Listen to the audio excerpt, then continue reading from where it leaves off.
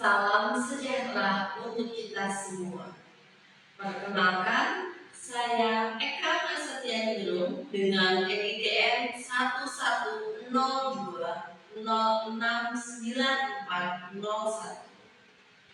Saya merupakan salah satu dosen di Universitas Darman Ali, program studi Sistem Informasi, Fakultas Ilmu Komputer.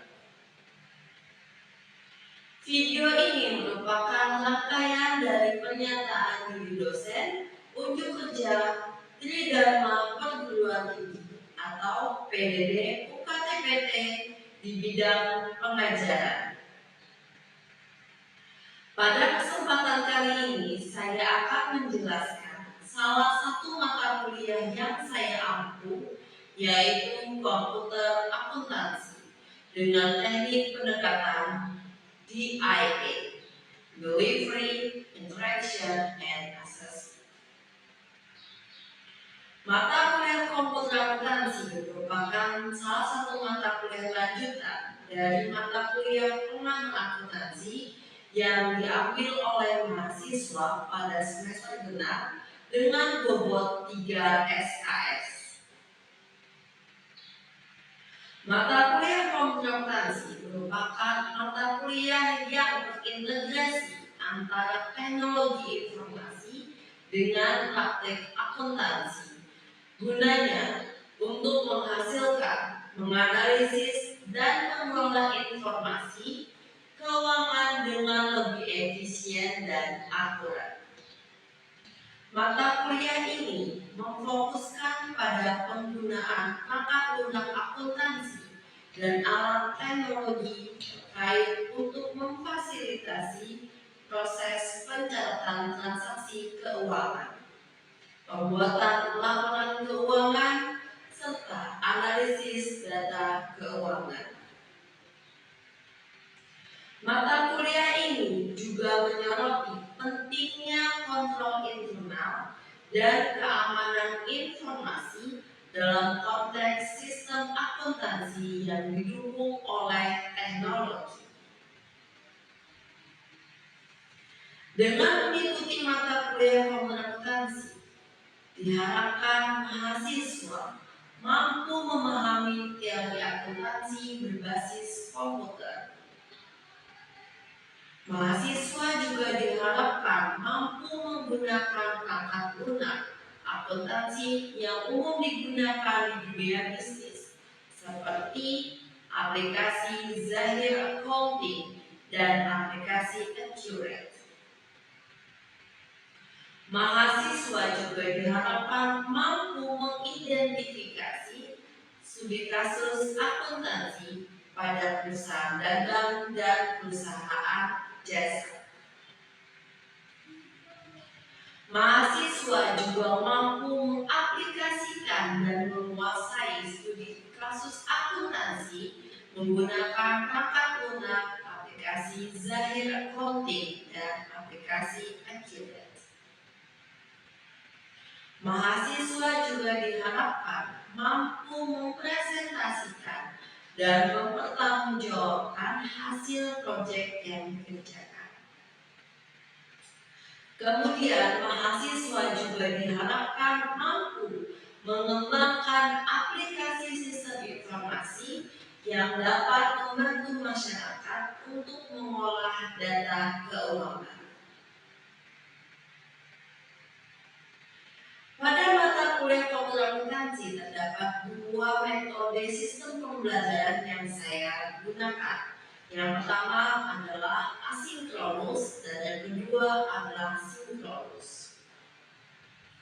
Asinkronus yaitu menggunakan LMS e-learning.unda.ac.id yang terintegrasi dengan Microsoft Teams. Fungsi dari LMS ini adalah untuk penyebaran materi kuliah, untuk pengerjaan kuis, dan pengumpulan tugas. Sedangkan untuk metode sinkronus yaitu pembelajaran tatap muka secara langsung di ruang kelas. Untuk mata kuliah akuntansi terdiri dari 16 kali pertemuan, yaitu pertemuan ke-8 ujian tengah semester dan pertemuan ke-16 adalah ujian akhir semester. Topik yang dibahas pada materi mata kuliah umum akuntansi diantaranya adalah pengantar dasar akuntansi, mengenal modul Zahir Accounting dan Accurate, setup database perusahaan dagang dan jasa pada aplikasi Zahir Accounting dan Accurate, setup saldo awal akun pada aplikasi Zahir Accounting dan Accurate, transaksi modul penjualan, transaksi modul pembelian, serta transaksi modul buku besar pada aplikasi Zahir Accounting dan Accurate. Dan yang terakhir adalah membuat laporan keuangan pada perusahaan dagang dan jasa menggunakan aplikasi Zahir Accounting dan Accurate. Untuk asesmen sendiri terdiri dari beberapa penilaian, di antaranya kuis sebesar 15%, tugas sebesar 40%, sikap dan kehadiran sebesar 20%, UTS 10%, dan UAS sebesar 15%. Demikian informasi yang bisa saya sampaikan mengenai deskripsi umum dari mata kuliah Komputer Akuntansi. Berikut ini merupakan proses pembelajaran secara tatap muka di ruang kelas. Assalamualaikum warahmatullahi wabarakatuh. Waalaikumsalam. Selamat pagi. Gimana keadaannya hari ini? Sehat? Sehat. Sudah sarapan lah?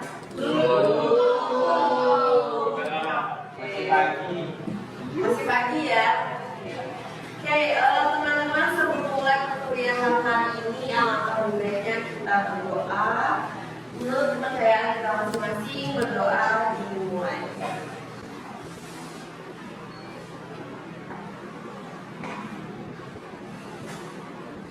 Selesai. Oke, hari ini kita sudah masuk ke pertemuan ketiga, yaitu tentang perusahaan dagang. Ada yang tahu nggak apa sih perusahaan dagang?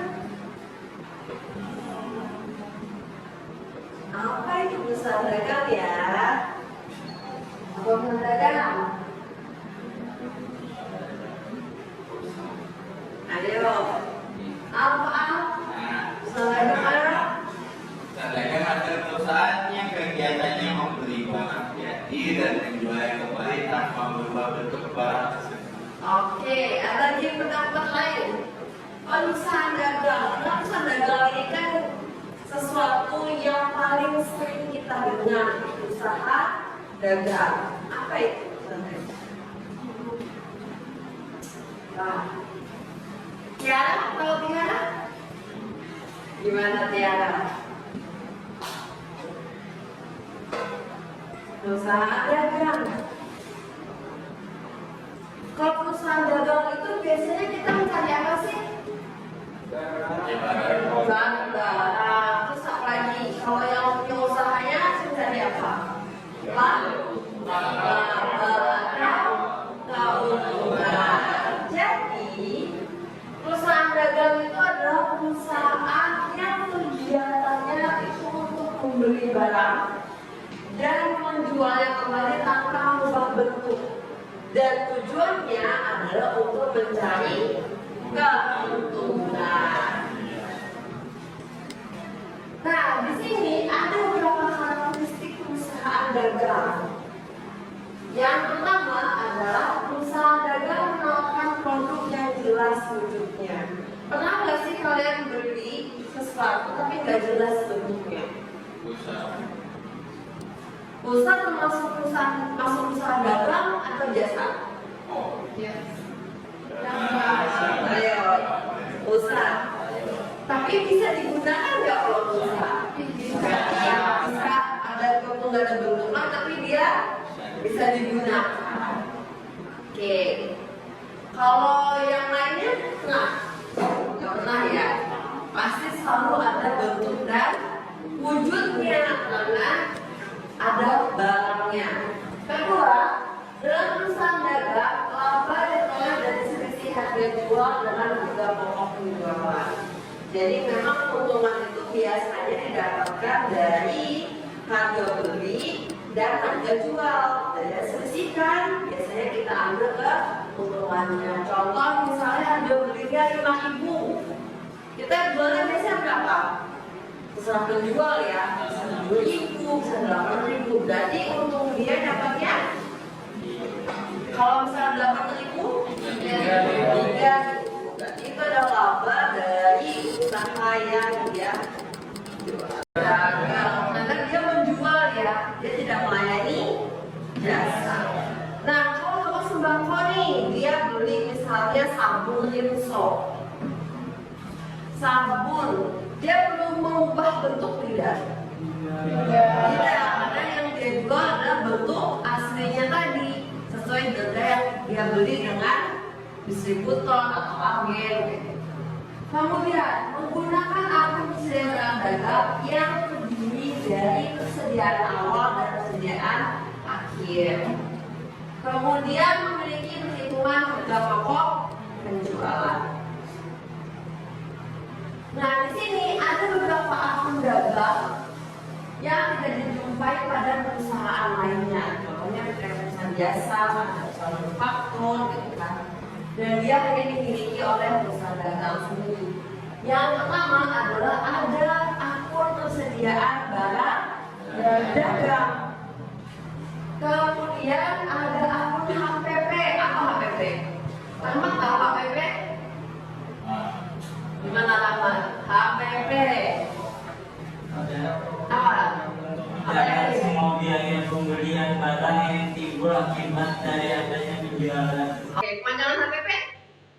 Apa tadi yakin? Harga pokok penjualan. Harga pokok penjualan. Itu harga pokok penjualan.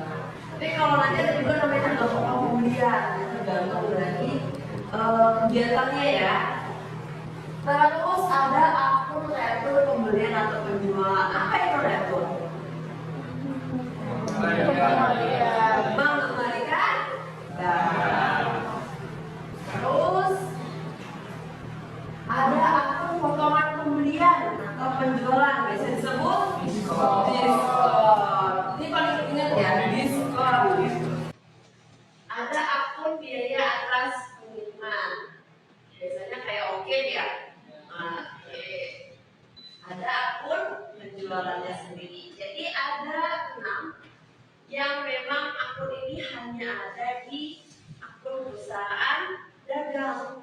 Kita tidak bisa menemuinya di akun perusahaan jasa atau akun perusahaan manufaktur. Nah, ada cara pembayaran. Di antara 3 ini ada nggak yang nggak pernah kalian lakukan? Yang pertama pembayaran dibuka, ada COD, free, dan ada pembelian kontan atau tunai. Yang paling sering digunakan yang mana? COD. Oh, ada yang COD. Nah, ada yang baru dibuka nggak? Belum pernah ya? Belum. Berarti yang paling sering digunakan ini ya? Cash available sama tunai atau cash. Kalau pembayaran yang dibuka ini biasanya dilakukan ketika kita mau beli barang nih. Barang udah terima, tapi kita sudah membayarkan DP kan orang. DP-nya dulu nih segini gitu, sisain nanti setelah barang datang. Kalau COD? Bayar di tempat. Bayar di tempat, oke. Ini biasanya terjadi ketika kita melakukan kredit. Apa sih itu 2/10? N per 30? Dan tahu nggak? 2/10 N per 30 apa?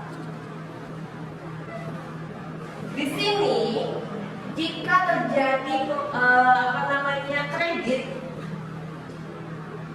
pembayaran dilakukan itu jika dia membayarkan kurang dari 10 hari, maka akan dapat potongan atau diskon sebanyak 2%. Tapi maksimal batas utang dan masa kreditnya adalah 30 hari. Kalau N30, sama kayak tadi nih, batas akhirnya pembayaran adalah 30 hari dan tidak mendapatkan diskon. Nah, jadi deadline ini maksimal 30 hari. Kalau IOM akhir bulan, jadi dia dibatasi sampai akhir bulan. Entah bulan Februari cuma 28 hari kah, atau 31 hari, pokoknya dia mentok sampai akhir bulan. Kalau 10 IOM, ayo materinya dibaca gimana? ROG. Apa ROG? Pembayaran setelah barang diterima. Lanjut ya. Ada yang bertanyakan dulu nggak? Sampai di sini. Nah, kita sudah paham belum? Nanti kita akan praktek ya. Melanjutkan dari yang minggu lalu. Kemudian ada syarat-syarat penyerahan barang. Ada yang disebut dengan FOB shipping point atau free on board shipping point, dan ada free on board destination atau FOB destination. Ada yang tahu nggak perbedaan dari dua ini? Nah, ini ada yang ini dan ada yang ini nih. Apa perbedaannya? Kalau FOB itu resiko dan resikonya tuh beban dan resikonya ditanggung oleh pembeli. Oke, terus yang destination itu beban dan resikonya ditanggung oleh penjual. Oke. Kalau free on board shipping point ini biasanya beban itu ditanggung pada pembeli. Jadi jika terjadi sesuatu di jalan, nih jalan barang, entah itu tiba-tiba kecelakaan, menurunkan barangnya tuh, atau misalnya kapal tenggelam yang kapal kargo tenggelam, nah itu semuanya tidak ditanggung kepada penjual, tapi sudah resiko dari si pembeli. Yang seperti ini ya, semua resiko ditanggung si pembeli. Gitu. Karena kalau kita beli biasanya kan barang yang sudah dibeli tidak bisa dikembalikan. Tapi kalau misalnya ada perjanjian seperti ini, nah nanti itu bisa. Jadi kita membeli barang tiba-tiba rusak atau apa, kita bisa membelikan. Oke, kita next. Nah, jadi untuk akuntansi sendiri, untuk akuntansi ya, nah akuntansi itu kan sudah kita prakteknya pakai ini, pakai aplikasi. Jadi ada beberapa laporan keuangan yang nanti akan kita buat. Yang pertama adalah jurnal, buku besar pembantu, neraca saldo, jurnal penyesuaian dan neraca maju. Oke, nah di sini kita akan lanjutkan ke praktek. Silakan teman-teman untuk buka aplikasinya. Kita pakai Zahir Account. Buka semua? Sudah. Bagian keuangan yang sudah Ibu share itu ada beberapa transaksi lanjutan dari minggu lalu. Jadi minggu lalu kan kita sudah praktekkan bagaimana sih men-setup database awal dan menginput saldo awalnya apa saja, dan supplier kemarin siapa saja gitu. Nah, hari ini kita masuk ke transaksinya.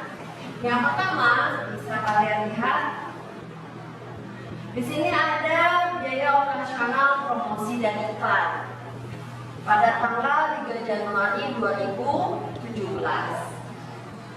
Dibayarkan kepada CV Trimegah, alamatnya Jalan Kemang Raya nomor 23 Kebayoran Baru, Jakarta Selatan. Oke, di sini silakan buka kas dan bank. Selanjutnya klik kelas keluar. Nah, di bagian sini kalian pilih akun kasnya adalah. Nah, karena di sini customernya ternyata belum ada, karena kan sebenarnya sudah kita susun customernya ada beberapa. Jadi kita boleh menambahkan data baru, jadi data nama alamatnya di sini. Jadi kita masukkan nama perusahaannya adalah Siti Megah, kemudian kita rekam dan klik ya. Nah, saya sudah masuk ya, Siti Megah, kita oke.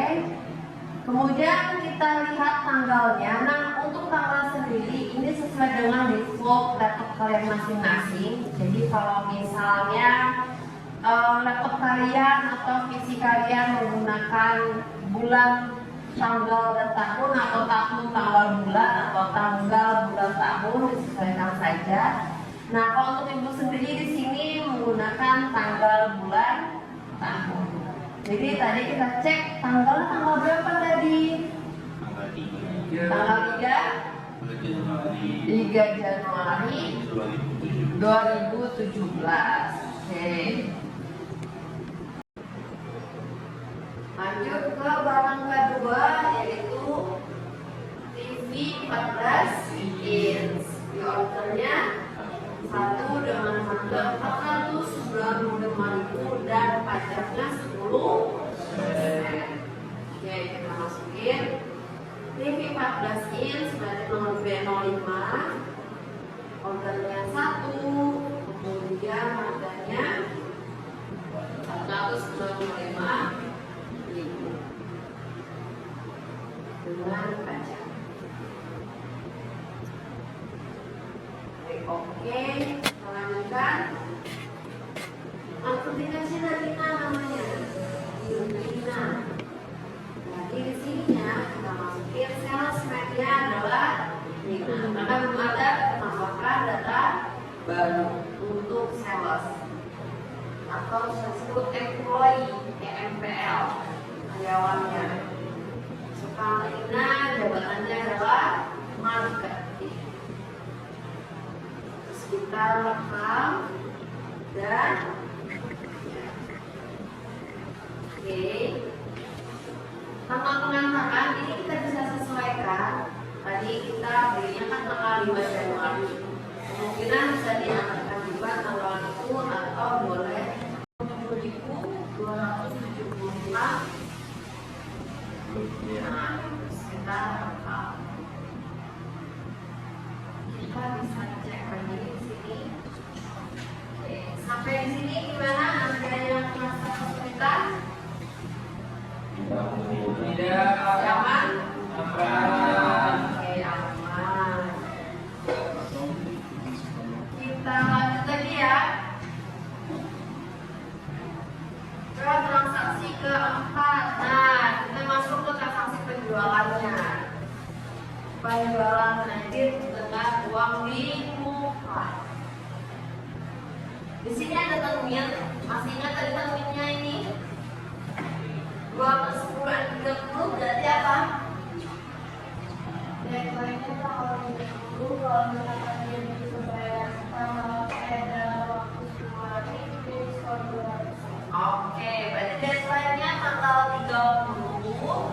Kalau dia bisa bayar pulang dari 10 hari atau pas 10 hari, berarti potongannya dapat 2%. Oke, sekarang baru kita masuk ke invoice penjualannya.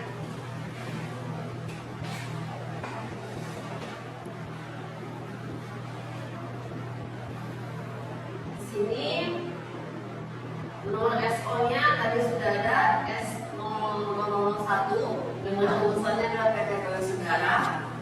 Kita klik OK. Selanjutnya kita masukkan tanggal fakturnya. Tanggal faktur tanggal berapa? Tanggal 6 Januari 2017. Kita masuk otomatis nih dua barang yang di sales alternative. Jadi sudah pesan tadi. Tapi kita harus memasukkan terminnya. Nah, tanggal pembayaran. Termasuklah di sini hari diskonnya 10 hari, jatuh temponya 30 hari, diskon awalnya 20 dan tidak dapat denda pelambatan. Berarti aman ya. Ini yang sudah kita kerjakan. Aman ya? Berarti setelah ini kalau kalian lihat untuk materinya itu ada di bawah ini nomor 6 biaya operasional dan lain-lainnya. Nah, untuk tugas, jadi ini jadikan tugas ya. Jadi untuk yang nomor 6 sampai paling bawah sampai selesai itu kalian silahkan kerjakan mandiri, kemudian kumpulkan di e-learning yang sudah Ibu sediakan. Oke, sampai di sini ada yang mau ditanyakan? Ibu deadline-nya kapan? Oke, dan tugas Ibu kapan Ibu? Oke, Ibu ya.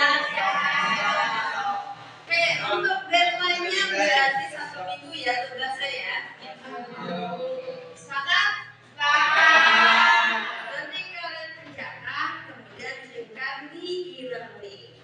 Oke, hari ini mungkin kalau tidak ada yang ditanyakan, kita akhiri. Nggak ada? Semoga hari ini materi yang sudah Ibu berikan bermanfaat untuk kalian semua. Dan terima kasih untuk kehadirannya. Jangan lupa presensinya juga ya. Learningnya ya. Oke, terima kasih semuanya. Wassalamualaikum warahmatullahi wabarakatuh dan selamat pagi. Pagi.